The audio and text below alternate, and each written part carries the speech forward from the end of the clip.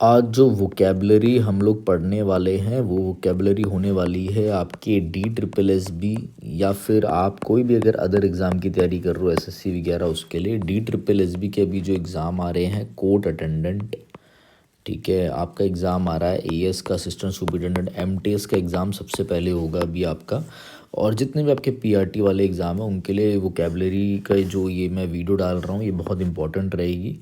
इस वोकेबलरी में मैं आपको 1000 प्लस मोस्ट रिपीटेड जो वोकैब होती हैं वो कराऊंगा। ठीक है, ये बेसिकली हमारा पेड बैच है। ठीक है, और उस पेड बैच की मैं एक जो क्लास है वो यहाँ यूट्यूब पर डाल रहा हूँ। ठीक है, चाहे आप SSC की तैयारी कर रहे हो किसकी भी, ये मोस्ट रिपीटेड वोकेबलरी। अगर कोई पुराना बच्चा इसको देख रहा है, जिस बच्चे की इंग्लिश अच्छी है, तो वो इस वीडियो को ना देखे क्योंकि इसमें से मैक्सिमम आपको आते ही होंगे। अगर आपको रिवीजन करनी है तो भी आप इसे देख सकते हो। जिसकी इंग्लिश बहुत ही बेकार है, इंग्लिश में उनको कुछ नहीं आता, तो भाई ये आपके लिए ये सेशन बहुत ही इंपॉर्टेंट रहेगा, इसे अच्छे से देख लेना। ठीक है, कवर करेंगे आपका जो वोकेबलरी है उसमें कुछ इंपॉर्टेंट वोकेबलरीज मैं आपको कवर कराऊंगा। ठीक है, तो एक बार अच्छे से देख लेते हैं चीज़ों को और कैसे क्या हमने करना है। आ जाओ, देखो तो क्या कह रहा है। ये कह रहा है पहले कुछ देखो, आज आपको मैं 20 ईडियम्स और आज मैं कवर कराऊंगा 20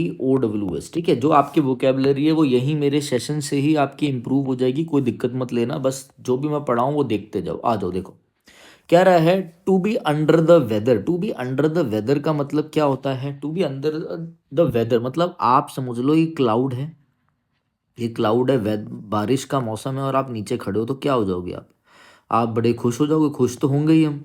ठीक है, उसके बाद क्या हो जाएंगे, उसके बाद आप हो जाओगे बीमार हो जाओगे, आप सिक हो जाओगे। सिक, सिक हो जाना मतलब क्या हो जाना? बीमार हो जाना। To be under the weather मतलब बीमार हो जाना। टू नॉट फील वेल, ठीक है, आप क्या हो जाओगे? Not well. इसे हमेशा ध्यान रखना है, सिक के साथ आपको नॉट वेल। उसके बाद टू फील सिक, सिक लगेगा, बीमार लगेगा, अनहेल्दी लगेगा। ठीक है, अब यहीं पे हमारा एक और ईडियम होता है, जैसे हम बोल दे to be in low spirits. To be in low spirits, इसका मतलब क्या होता है? To be in low spirits का मतलब कि वी आर अनवेल, हम लोगों की तबीयत ठीक नहीं है भाई, हम लोग क्या है? अनवेल है।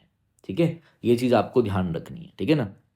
अच्छा, बीमारी से रिलेटेड वर्ड में अगर बोलूँ तो एक वर्ड होता है आपका मेलेडी, MALADY। मेलेडी का मतलब होता है एक तो क्या, डिजीज, कोई बीमारी की बात हो रही है। दूसरा एक होता है सीरियस प्रॉब्लम को भी बोला जाता है। क्या? सीरियस प्रॉब्लम को भी बोला जाता है मेलेडी। ये जो वीडियोस आपकी है ये वीडियोस इंपॉर्टेंट रहेंगी आपकी DSSS, जो भी आप कोर्ट के एग्ज़ाम की तैयारी कर रहे हो, SSC की भी कर रहे हो, सब में ये वर्ड्स इंपॉर्टेंट है। ठीक है, DSSB में ये सारे रिपीटेड हैं जो मैंने बना रखे हैं। ठीक है ना? टू स्मेल अ रेट का मतलब क्या होता है? टू स्मेल अ रेट का मतलब होता है, समझ लो आप, जैसे मैं कई बार पढ़ा रहा होता हूँ, मैं यहाँ बैठ के आपकी क्लास रिकॉर्ड कर रहा हूँ, अचानक से चूहा निकल के साइड से चला गया, तो मुझे ऐसा लगा यार कुछ तो गड़बड़ है, या मेरे अलावा अकेले कमरे में मैं ही नहीं हूँ, कोई और भी है, मतलब कुछ तो क्या है? सस्पिशियस है, कुछ तो सस्पिशियस है। SUSPICIOUS, सस्पिशियस है मतलब कुछ तो भैया डाउटफुल है। डाउट होना, डाउट होना, डाउटफुल होना, डाउटफुल, मतलब सस्पेक्ट अ ट्रिक और डिसीट, डिटेक्टेड समथिंग रॉन्ग, कुछ तो गलत है। आज मैं सब बताऊंगा अभी आपको। ठीक है, डिटेक्टेड समथिंग रॉन्ग, भैया मैं अकेला नहीं हूँ यहाँ पे, कुछ तो गड़बड़ है। एक तो ये sense, have a sense to suspect something, हमने सेंस कर लिया कि भैया कुछ तो गड़बड़ है। एक हम have a reason to suspect something, हमें लगा भैया कुछ तो गड़बड़ है। या फिर हम कहीं से कुछ सामान ले रहे हैं या कोई प्रॉपर्टी के पेपर ले रहे हैं और उसकी डील करते हुए हमें लगा भैया ये बीच के पेपर गायब है, भैया दाल में तो कुछ काला है, वैसे ही रिलेट कर लो, दाल में काला होना मतलब detected something wrong, suspect trick. Trick का मतलब यहाँ पे होता है किसी को चीट करना, कि कोई आपको धोखा दे रहा है। चीट मतलब धोखा देना, चीट करना, डल्यूड करना, DELUD मतलब भी होता है चीट करना। ठीक है, तो यहाँ पर क्या है, कोई कुछ तो गड़बड़ है। डिसीड मतलब भी धोखा देना होता है, DECEIT, ध्यान रखना है, वर्ड काफ़ी इंपॉर्टेंट है, धोखा देना, कि कुछ तो गड़बड़ है। क्लियर होगी बात? ठीक है। Once in a blue moon का मतलब होता है भैया एक बार, जो भैया समझ लो साल में एक बार या इतने टाइम में एक बार हुआ। रेयरली ना के बराबर होता है, रेयरली और इनफ्रिक्वेंटली। फ्रिक्वेंटली का मतलब क्या होता है? देखो यहाँ पे समझते जाओ, थोड़ी खिचड़ी पकेगी, बट जो पढ़ने वाला बच्चा है उसके लिए ये सब इंपॉर्टेंट रहेगा। फ्रिक्वेंटली का मतलब क्या होता है मेरा? फ्रिक्वेंटली मतलब होता है अक्सर, रेगुलरली। जो बार बार हो।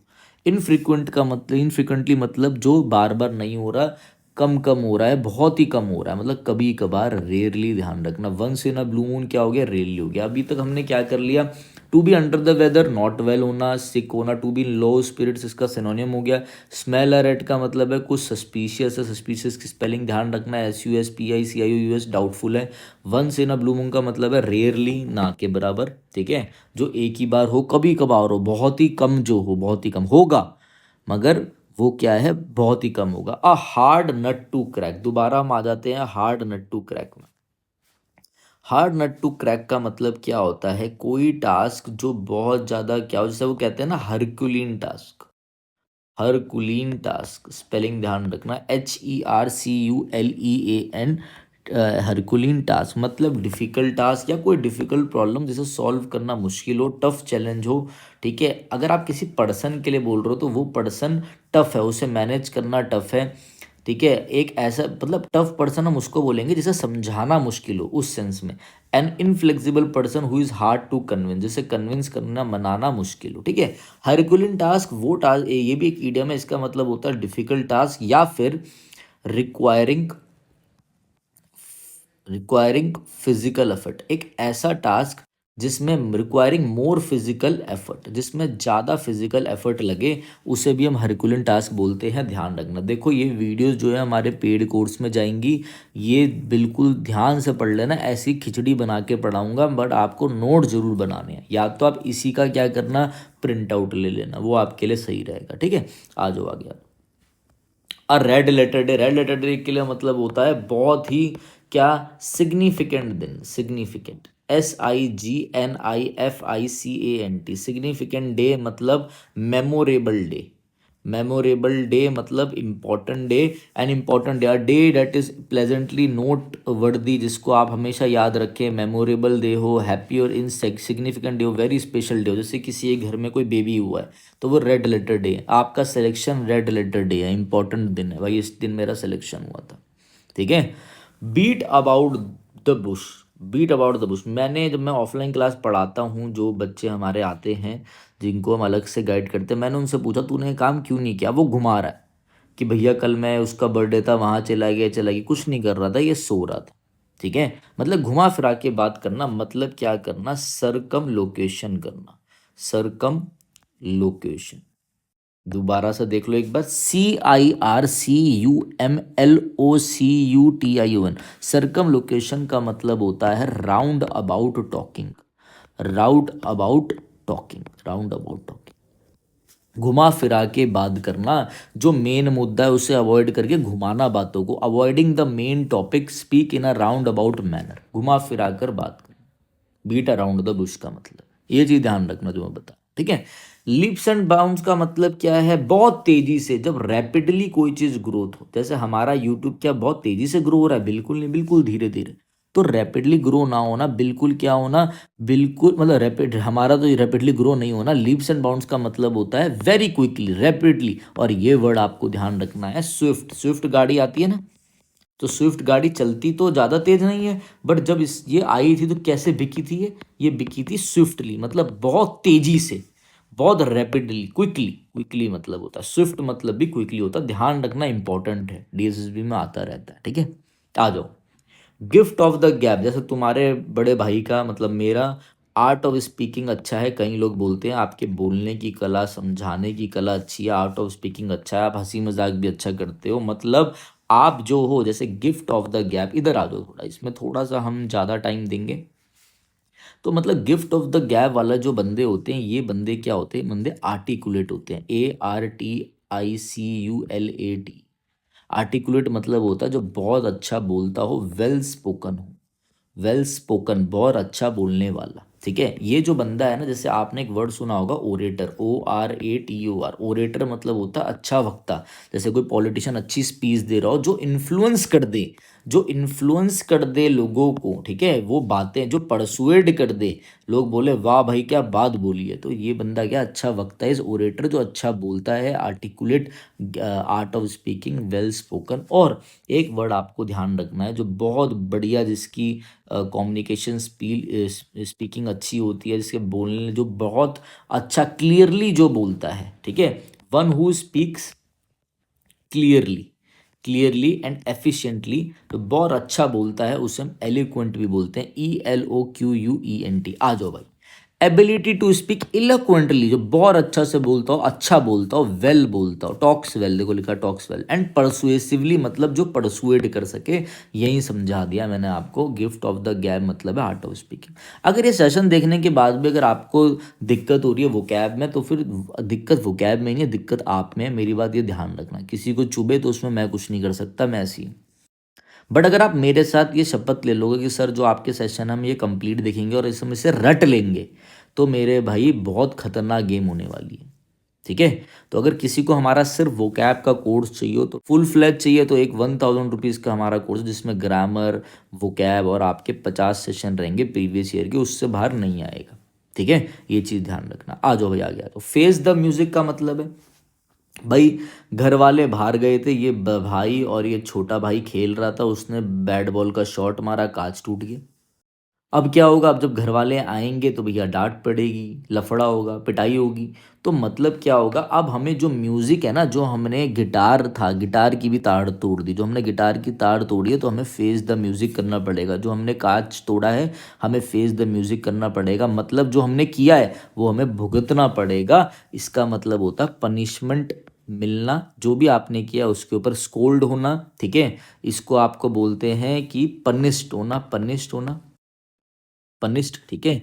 किसी को स्कोल्ड करने का मतलब होता है आपका क्या, चाइड। ऐसे एक बच्चा बोल रहा था चिड़े चिड़े, चिड़े नहीं होता, चाइड होता है, CHIDE, ठीक है। रिप्रूफ करना, REPROOF, किसी को पनिश करना, डांटना, ठीक है। हार्शली क्रिटिसाइज करना, क्रिटिसाइज की भी मैं यहाँ पे लिख देता हूँ स्पेलिंग, CRITICIZE, क्रिटिसाइज करना या किसी को डांटना, फटकारना। तो गेट रेप्रीमेंडेड बहुत इंपॉर्टेंट वर्ड है, REPRIMANDED, मतलब चाइड करना, रिप्रूफ करना, क्रिटिसाइज, क्रिटिसाइज मतलब होता है डांटना फटकारना, इसका मतलब है वही पनिशमेंट देना, डांटना, ये थोड़ा ना पीटना ही है, वो तो आप लोगों को लग रहा है पीटो ही पीटो बच्चे को, ठीक है, तो वो नहीं करना। तो फेस द म्यूजिक समझ गए होंगे आप लोग। लास्ट आ जाओ, स्पिल द बीन्स। अरे भाई सब लोग बैठे हैं, ये स्कूल में सब लोग बैठे हुए हैं, अरे भाई आज सबके डब्बे खुलेंगे, भाई मेरा डब्बा मत खोलना, मेरे डब्बे में आमलेट है, भैया पता चल गया क्या खाना लाया, अरे तेरे डब्बे में क्या, ये छुपा रहा है,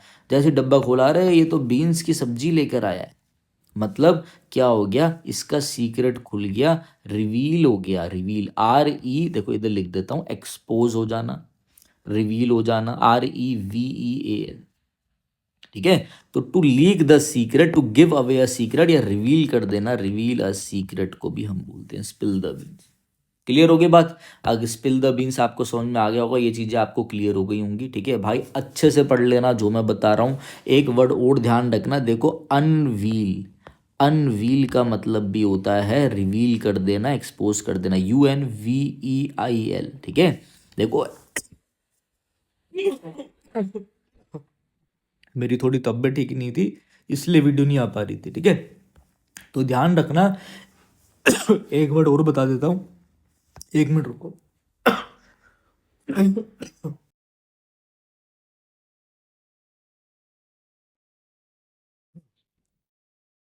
देखो, व्हील, VEIL,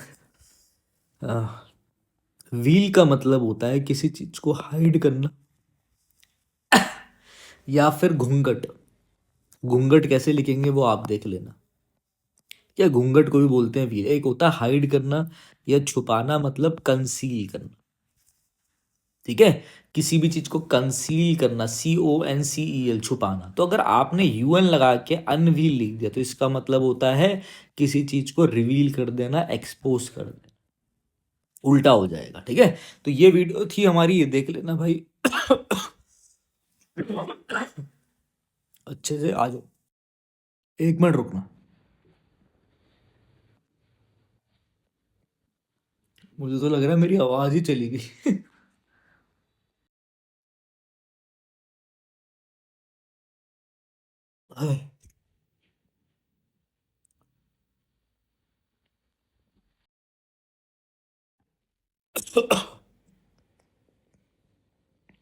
चलो स्टार्ट करते हैं और देखते हैं चीजों को बहुत अच्छे से। ये देखते हैं चीजों को अच्छे से, ठीक है, आ जाओ। तो आ जाओ भाई, वन वर्ड सब्स्टिट्यूशन में बेसिक से वन वर्ड और अच्छे से देखेंगे हम। तो भैया ऐसी चीज जिसका मतलब एक ऐसी रेमेडी, ठीक है, रामबाण, जो मतलब सारी डिजीज पे भारी पड़ जाए, एक ऐसी रेमेडी जिससे सारी आपकी जो लाइफ की जो प्रॉब्लम है वो सॉल्व हो जाए। ठीक है, लाइफ की सारी प्रॉब्लम, उससे आप बोलोगे रामबाण है ये मेरा क्या है, ये मेजर समझ लो, अगर बीमारियां तो सारी बीमारियां आपकी खत्म हो जाए, मोक्ष मिल जाए, या ऐसा मैंने ऐसी कोई चीज बता दी, मेडिटेशन बता दी और सारी बीमारियां खत्म हो गई, तो उससे आप बोलोगे भैया a remedy for all diseases panacea, PANACEA, जिसमें से आपको ध्यान रखना है पैन एक रूट वर्ड होता है जिसका मतलब है ऑल, सब।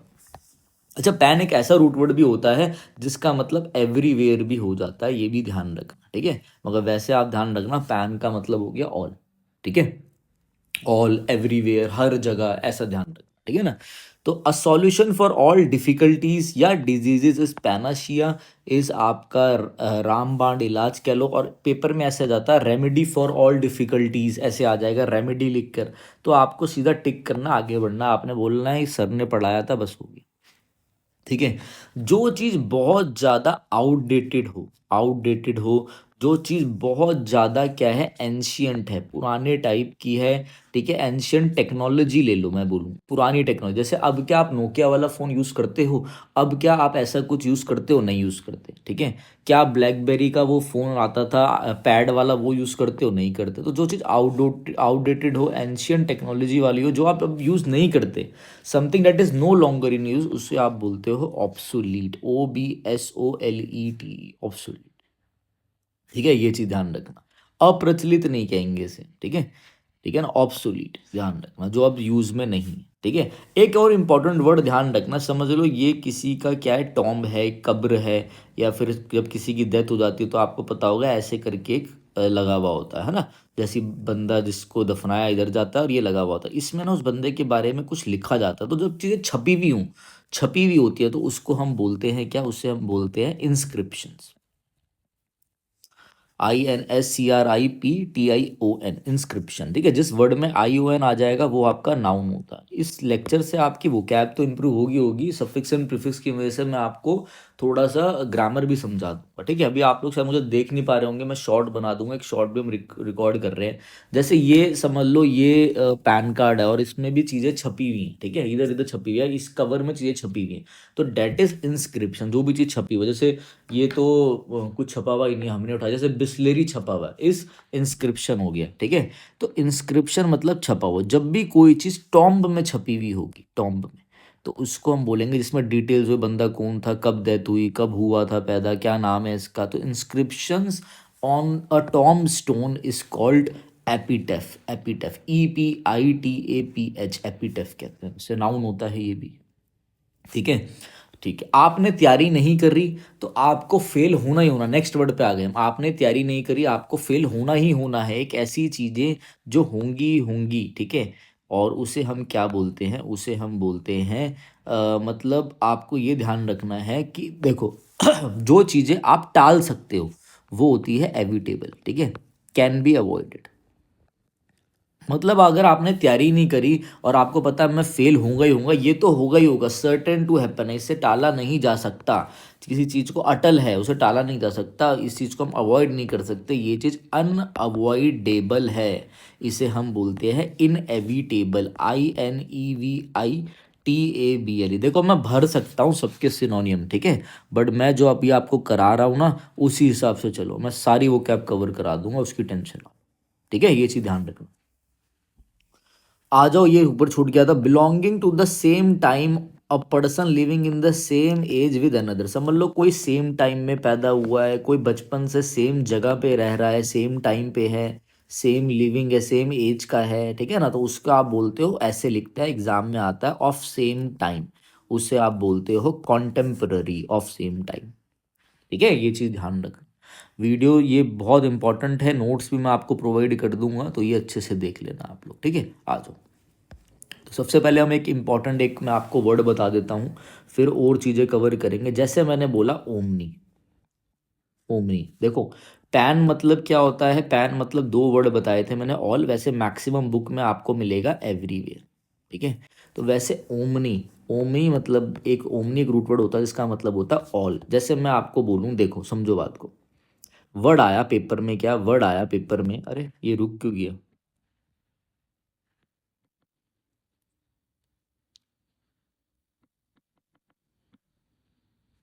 एक, हाँ, वर्ड आया पेपर में क्या, ओमनी प्रेजेंट, ओमनी प्रेजेंट, तो आपने बोला ऑल, या फिर इसको भी एवरीवेयर ले लो, जो ऑल प्रेजेंट हो। ऑल प्रेजेंट मतलब जो एवरीवेयर प्रेजेंट हो। तो ओमनी प्रेजेंट कौन होता है, ओमनी प्रेजेंट गॉड होता है, God is present everywhere, God is present everywhere. देखो वर्ड तैयार हो गया आपका ओमनी प्रेजेंट, पेपर में नहीं पढ़ोगे, पेपर में कैसे आएगा, present everywhere, one who is present everywhere. आप क्या बोलोगे, यार सर ने बताया था हमें ओमनी होता है रूट वर्ड ओमनी, और भैया प्रेजेंट हो गया ओमनी प्रेजेंट। ठीक है, वैसे ही मैंने आपको वर्ड बोला ओमनी पोटेंट, OMNIPOTENT, पोटेंट मतलब पोटेंशियल, ताकत, तो ओमनी मतलब ऑल, सर्वशक्तिशाली कौन होता है, गॉड होता है। आगे बात समझ में क्लियर हो गया, वर्ड ओमनी मतलब ऑल, ऑल पोटेंशियल है, सर्वशक्तिशाली इज गॉड। वैसे ही एक होता है आपका omniscient, omniscient, OMNISCIENT, scient is science, ज्ञान, ऑल ज्ञान है, सर्व ज्ञान है, सर्व ज्ञान इज सर्वशक्ति, one who knows everything is omniscient is god, सर्व ज्ञान, सर्वशक्तिशाली हो गया, जो हर जगह प्रेजेंट है वो हो गया सर्व ज्ञानी। तीनों वर्ड करा दिए मैंने, जैसे ही मैंने इस वर्ड को देखा मैंने तीनों करवा दिए, लो भाई कभी आएगा दोबारा तो रिवीजन हो जाएगी। ठीक है, एक चीज आपको और ध्यान रखनी है, जो जो मैं करवा रहा हूँ, हमारा टेलीग्राम चैनल ज्वाइन कर लेना, विनय कक्षा के नाम से जो है। ठीक है, ये हमारी टीम ने बोला है ये सब बोलने के लिए, मैं, मेरी आदत नहीं है ये सब बोलने की। अब आ जाओ, देखो एक वर्ड ध्यान रखना, कॉरिजिबल, कॉरिजिबल मतलब होता है जो चीज करेक्ट हो जाए, करेक्ट, करेक्ट हो जाए, date can be corrected, can be corrected, can be corrected. ठीक है, अब अगर मैं इसके आगे आई एन लगा दूं, इनकॉरिजिबल, तो जो चीज ठीक नहीं हो सकती, जो चीज करेक्टेड नहीं है, incorrigible, one who can not be corrected, जो one who is beyond reform, जिसे ठीक नहीं किया जा सकता। ठीक है, जिस भाई इस चीज एक बार बन गया बन गया, इसमें चेंजेस नहीं हो सकते, इनकॉरिजिबल, ध्यान रखना, दोनों वर्ड बता दिए मैंने। ठीक है, ये चीज ध्यान रखना। आ जाओ आगे आ जाओ, वर्ड है आपका एमबी, एमबी का मतलब होता है बोथ। ठीक है, अब यहाँ पे आ गया एमबी डेक्स्ट्रस, पहले तो इसकी स्पेलिंग देख लेना, AMBIDEXTROUS।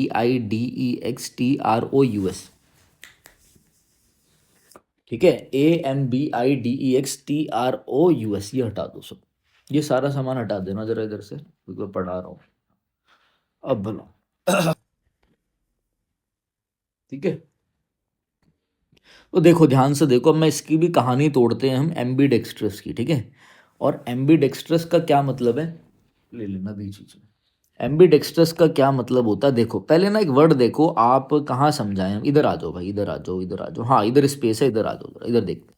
एक वर्ड मैंने आपको बोला डेक्स्ट्रस, इसकी स्पेलिंग भी ध्यान रखना, डेक्सटिरिटी से आता है, डेक्सटिरिटी से। ठीक है, तो DEXTEROUS, DEX आ जाओ, DEXTEROUS, डेक्स्ट्रस का मतलब होता है स्किलफुल, स्किलफुल, जो बंदा निपुण हो, जो बंदा किसी काम में एक्सपर्ट हो, जो बंदा किसी काम में एडेप्ट हो, ADEPT। ठीक है, ये आपको पता होगा, एक ADAPT एडेप्ट होता है, इसका मतलब होता है to change according with the environment, surroundings के हिसाब से अपने आप को ढालना। ठीक है, एक होता है अडॉप्ट, ये होता है गोद लेना, काफ़ी बार पेपर में आते हैं, ए है यहाँ पे, ओ है यहाँ पे, ई है, इसका मतलब होता है एक्सपर्ट, जो बंदा प्रोफिशिएंट हो, PROFICENT, प्रोफिशिएंट।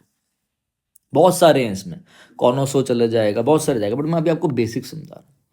तो ये डेक्सटेरिटी है, ठीक है, मतलब स्किलफुल, मतलब एक्सपर्ट हो आप, प्रोफिशिएंट हो। इसके लिए आपका एक ईडियम भी बनता है, डैब हैंड है कोई। डैब हैंड का मतलब होता है जो स्किलफुल है किसी एक आर्ट में। अभी मैं मेस्ट्रो, कॉनसो इन सब की बात नहीं कर रहा, वो एक एक स्किल पे आ जाएगा, एक पर्टिकुलर स्किल पे। बट मैं अभी जो वर्ड बता रहा हूँ ये सारे आपके एक्सपर्ट्स के वर्ड हो गए। प्रोफिशिएंट होना भाई इस चीज़ में, ये स्किलफुल है, PROFICENT। अब देखो CIENT देखो। अब यहीं पे आपका एक वर्ड आता है, रूट वर्ड एमबी। एमबी का मतलब क्या होता है? बोथ। यहां से एक वर्ड बनता है आपका एम्बी डेक्स्ट्रस, और इसकी स्पेलिंग ध्यान रखना, यहाँ पे ई आता है, इधर डेक्स्ट्रस में, इधर देख लो, पेन चेंज कर देता हूं मैं, ग्रीन कर देता हूं, यहाँ पे ई आता है, ये स्पेलिंग है DEXTEROUS, यहाँ पे TR है, ठीक है, ध्यान रखना, ये पेपर में स्पेलिंग में भी आता है। एमबी का मतलब है बोथ। तो बोथ हैंड से जो लिख पाए और बोथ हैंड से सक्षम हो बंदा लिखने के लिए, जितना वो अपने राइट हैंड से एफिशिएंट है उतना ही वो अपने लेफ्ट हैंड से एफिशिएंट है, ठीक है। एक टाइम पे भी वो दोनों हाथों से लिख सकता है, ठीक है, और वैसे भी वो राइटी भी है लेफ्टी भी है, उस बंदे को हम बोलते हैं एम्बीडेक्स्ट्रस। कई बंदों को लगता है कि जो दोनों हाथों से सेम टाइम पे लिख सकता है वो एम्बीडेक्स्ट्रस होगा, वो भी बोल सकते हो। और जब दोनों हाथों से लिख सकता है तो जितना वो राइट से लिख सकता है उतना ही वो लेफ्ट से लिख सकता है। तो वन आप ऐसे भी ध्यान रखना, one who can write equally with both hands. Both hands. अब आप इसे साइमल्टेनियसली मानो या कैसे मानो, दोनों मैंने आपका क्लियर कर दिया, पेपर में गलत नहीं होगा, स्पेलिंग भी ध्यान रखना, ठीक है। एमबी से एक और वर्ड आपका पेपर में बन जाता है, डेट इज एम्बिगुअस। स्पेलिंग ध्यान रखना, AMBIGUOUS। जिस वर्ड के पीछे OUS आ जाए वो आपका एडजेक्टिव होता है। एडजेक्टिव में भी डी साइलेंट होता है, एडजेक्टिव नहीं एडजेक्टिव होता है। बट बहुत लोग बोलते हैं तो कोई दिक्कत वाली बात नहीं है, ध्यान रखना, ठीक है। तो एम्बिगुअस का मतलब क्या? एम्बी मतलब बोथ। तो कुछ ऐसे शब्द जिनके एक से ज्यादा मतलब, जिनके दो से ज्यादा मतलब है, ध्यान रखना, एक से नहीं दो से ज्यादा मतलब बोथ। एमबी का मतलब बोथ, मतलब समझ लो कोई मैंने वर्ड बोला और उसके दो मतलब निकल रहे, तो क्या वो आपको क्लियर होगा? नहीं होगा। तो ambiguous is something that is unclear. या फिर एम्बिगुअस अगर आपका आ गया किसमें, वन वर्ड में, तो ऐसे लिखा आएगा, टू और मोर पॉसिबल मीनिंग्स। जिसके दो या दो से ज्यादा मतलब हो, टू और मोर पॉसिबल मीनिंग्स, उसको भी हम एम्बिगुअस बोलते हैं, ध्यान रखना। एक एम्बिगुअस आजकल सिनोनिम्स में आ रहा है, वो कैसे आ जाता है? एम्बिगुअस का आ जाएगा भैया, इसका मतलब क्या? अनक्लियर है, जो चीज क्लियर नहीं है, ठीक है। अब कई बार बच्चे वेग मान लेते हैं। वेग का मतलब भी जो चीज सही से स्पष्ट नहीं है, जो क्लियर नहीं है, उनका वेग का मतलब होता है समथिंग दैट इज हैजी, कि जैसे कुछ आपको धुंधला है, दिख नहीं रहा, ठीक है, VAGUE वेग। तो एम्बिगुअस ध्यान रखना, ये भी आपके लिए इंपॉर्टेंट है। वन वर्ड के रूप में कैसे आएगा? सिनोनिम के रूप में आएगा, ठीक है। अगर एम्बिगुअस के आगे मैं UN लगा दूं, मतलब सफिक्स एंड प्रीफिक्स की मदद से मैं आपको समझा रहा हूँ, लास्ट है बस ये, अनएम्बिगुअस लिख दूं, तो अनएम्बिगुअस, एम्बिगुअस का मतलब है समथिंग दैट इज अनक्लियर। अब अन लग गया, UN लग गया, मतलब अपोजिट मीनिंग, तो समथिंग दैट इज क्लियर या something that is easy to understand. देखो भैया हम ऑफलाइन टीचर हैं, ऑफलाइन में ऐसे ही पढ़ाया जाता है, ये नहीं कि साइड में इधर किताब रख दे, इधर भी दिखा दियो भाई, इधर कुछ किताब, एक शॉर्ट बना के डाल दूंगा, उसके लिए रिकॉर्ड कर रहा है। अभी आप लोग मुझे देख नहीं पा रहे होंगे ऐसे, तो आप लोगों को समझ में नहीं आ रहा होगा, ठीक है। तो बाकी के जो वर्ड्स है वो मैं आप लोगों को करवा दूंगा, ठीक है। और एक ये अवियरी और अपियरी वाला भी ध्यान रखना। Aviary is for V, V for Vinay, ठीक है। और ऐसे ध्यान रखना, एक को याद रख लो, घर का नाम क्या है? बंटी है अपना, तो बर्ड्स, बर्ड्स के लिए जो होता है वो क्या होता है? अवियरी, अवियरी का बर्ड्स होता है, ठीक है। और एक होता है आपका अपियरी। देखो वी फॉर विनय, सर का नाम विनय है, घर का नाम बंटी है, बर्ड्स हो गया, बस एक ही याद कर लो, बाकी तो कैसे भी याद करो। एक अपियरी होता है, ये होता है आपका बीस के लिए, जहां पे बर्ड्स को रखा जा रहा है इज अवियरी, जहां पे बीस को रखा जा रहा है इज अपियरी, ध्यान रखना, ठीक है। ध्यान रखना बात, बाकी एक वर्ड छूट गया, इस पे भी थोड़ा सा बताऊंगा, नेक्स्ट क्लास में बताऊंगा, ठीक है। अच्छे से पढ़ लेना। आई थिंक 20, ये 10 10 थे, 20 आपको लगा होगा कि सब 20 ही वर्ड सर करा रहे हैं, बट ये 20 नहीं थे। मेरे हिसाब से आज हमने 50 या फिर आई थिंक 40 तक डिस्कस कर लिए होंगे, अगर हमने सब चीज़ों को खोल के देखा अच्छे से। चलो 30 तो बैठ ही गए होंगे, ठीक है। तो चलो गाइज चलता हूँ मैं, ठीक है। Thank you, have a nice day. तो जैसे आप हमारी ऐप खोलोगे विनय कक्षा, आपको DSSB वाली टाइल्स में जाना है। यहाँ पे आपको एक DSSB का कंप्लीट कोर्स दिखेगा। कंप्लीट कोर्स में आप सारा का सारा कंटेंट देख सकते हो। आपको पूरी ग्रामर मिलेगी यहाँ पर, फिर आपको वोकैब के सेशन मिलेंगे, प्रैक्टिस सेशन मिलेंगे, मतलब grammar plus vocab plus practice session रहेंगे 50, ठीक है, जिससे बाहर मैं ये उम्मीद करता हूँ कुछ भी नहीं आएगा, ठीक है। अगर किसी को हमारे खाली इंग्लिश PYQ वाला प्रैक्टिस सेशन ले रहा हूँ तो अभी एक वीडियो डाली है, ठीक है, आप इस वीडियो को देख सकते हो, ठीक है। वीडियो अच्छी लगे तो ले सकते हो, अभी ये वीडियो आपके लिए डेमो पर्पस के लिए होगी तो आप देख सकते हो, ठीक है। चलो आज दो सेशन को हम देखते हैं।